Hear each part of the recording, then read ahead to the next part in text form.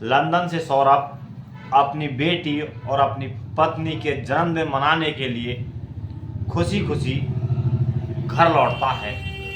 और घर लौटने के बाद उसकी पत्नी उसकी बेटी के साथ जन्मदिन मनाने के बाद और उसके कुछ ही दिनों के बाद उसकी पत्नी उसके साथ जो करती है, जो कृत्य करती है, उस जो घटना को अंजाम देती है, उस घटना को सुनने के बाद आपके पैरों तले से ज़मीन खिसक जाएगी, आपके रोंगटे खड़े हो जाएंगे।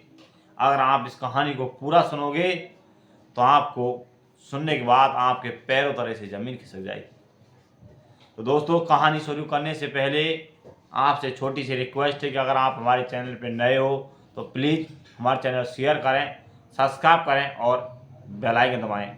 नमस्कार दोस्तों, मैं धर्मवीर आपको आज की जो सच्ची घटना सुनाने जा रहा हूं वो सच्ची घटना है उत्तर प्रदेश के मेरठ के एक ब्रह्मपुरी गांव की। दोस्तों, ब्रह्मपुरी निवासी सौरभ एक मर्चेंट नेवी में नौकरी कर चुका था। सौरभ ने एक मुस्कान नाम की लड़की से उसकी स्कूल टाइम दोस्ती हो जाती है, प्रेम हो जाता है। मुस्कान को बहुत ज़्यादा सुंदर थी, बहुत ही खूबसूरत थी, उसे बहुत चाहता था। लेकिन जिस समय उनकी दोस्ती होती है उस समय वो नाबालिग थे और अपने परिवार के विरोध के कारण भी वो किसी की नहीं सुनते हैं और लगातार 3 बार घर से फरार भी हो जाते हैं। आखिरकार साल 2016 में दोनों बलिंग हो जाते हैं और दोनों ने कोर्ट मैरिज कर दी जाती है।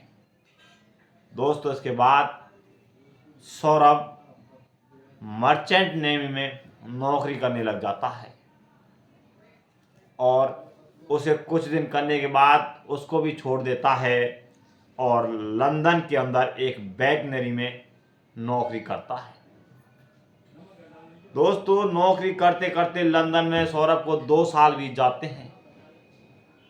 इधर जैसे 2 साल का एक बहुत लंबा समय होता है, उसकी पत्नी होती है मुस्कान, जो उसके पड़ोसी एक साहिल शुक्ला नाम का एक लड़का होता है, उससे दोस्ती कर लेती है, उससे प्रेम कर बैठती है। दोस्तों, दोनों के बीच इतना गहरा प्रेम प्रसंग बन जाता है कि अब साहिल को, जो सौरभ होता है, उसे भूल बैठी है। दोस्तों, जैसे ही सौरभ उसकी पत्नी मुस्कान को घर आने की सूचना देता है, मुस्कान और उसका प्रेमी साहिल उसे घर आने से पहले ही उन्हें मारने की सारी प्लानिंग तैयारी कर लेते हैं। जो भी हथियारों से, जो भी सामान से उसका हत्या की गई थी, उसको मौत के घाट उतारा गया था, सारे सामान पहले ही घर में लाकर रख लिए जाते हैं। और 24 फरवरी को 2 साल के बाद सौरभ अपनी पत्नी और बेटी के पास पहुंचता है और उसके बाद 25 फरवरी को उसकी पत्नी का बर्थडे मनाया जाता है। बड़ी धूमधाम से बर्थडे मनाया जाता है। उसकी पत्नी के साथ एक डांस की वीडियो भी वायरल होती है। दोस्त, इसके बाद 28 फरवरी को उसकी बेटी का जन्मदिन मनाया जाता है। दोस्तों, अब धीरे धीरे समय बीतता जाता है और आ जाती है 3 मार्च। 3 मार्च की रात को उसकी पत्नी अपने प्रेमी साहिल शुक्ला को बुलाती है। बुलाने के बाद उसके खाने में नींद की नशे की गोली खिलाई जाती है और नशे की गोली खिलाने के बाद साहिल और उसकी पत्नी मुस्कान दोनों को द्वारा मिलकर धार चाकुओं से सौरभ की दर्दनाक हत्या कर देते हैं। उसके सीने में चाकू घोंपकर उसे मौत के घाट उतार दिया जाता है। दोस्तों, इसके बाद उनका जुल्म उनकी दरिंदगी यहाँ पर भी नहीं रुकती है और अब वो धारदार हथियारों से उसके शरीर के 15 टुकड़े कर देते हैं। दोस्तों 15 टुकड़े करने के बाद उसकी लाश को एक ड्रम में रखा जाता है, ऊपर से सीमेंट डाला जाता है, यानी उसकी लाश को सीमेंट में सेट कर दिया जाता है। और दोस्तों अपने प्रेमी साहिल के साथ अब घूमने कुल्लू मनाली चली जाती है।